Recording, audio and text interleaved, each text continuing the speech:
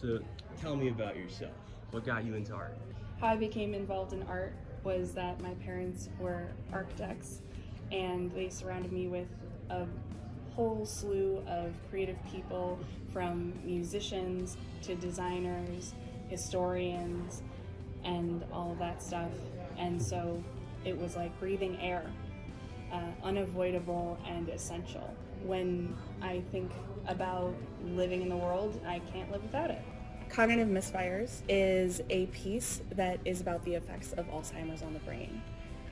Many people, when they think about Alzheimer's, they mistakenly believe that it is an erasure of memory.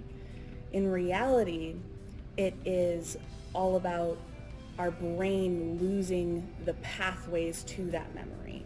So with the red grid of matches, each of the matches represents a memory, whereas the grid is your neurological pathways on how you access them.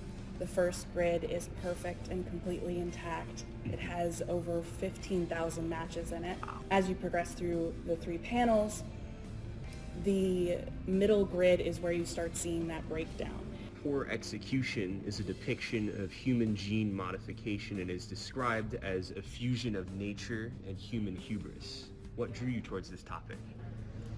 So we had this fantastic class in college that was called Beauty, but essentially it was a study of how the art world assesses beauty. One of the things we talked about was gene splicing and CRISPR. It's really interesting because they've been able to splice in the bioluminescence genes from jellyfish into mice and things of that nature.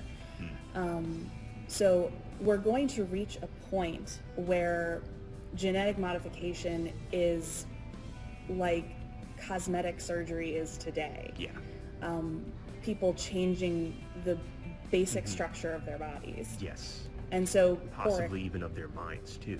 for sure. Yeah. And that piece, Poor Execution, is essentially me contemplating, like, at what point does the body cease to be a body and become art? And at what point do we, like, modify ourselves out of being human? In Incendiary Devices, what is the connection between the subject of divorce and the imagery of the watches? In Incendiary Devices, each of the objects in the piece relate to a particular person. The watch represents my father, the little silver frame represents myself, and the lock and key represents my mother. The piece is my way of trying to parse and understand the complex topic of divorce.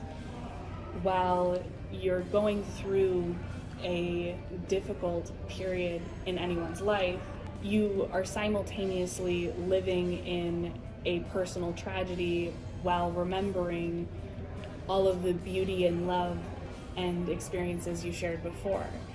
I think that we frequently shy away from difficult experiences in our lives because they are uncomfortable, but discomfort is an essential part of growth.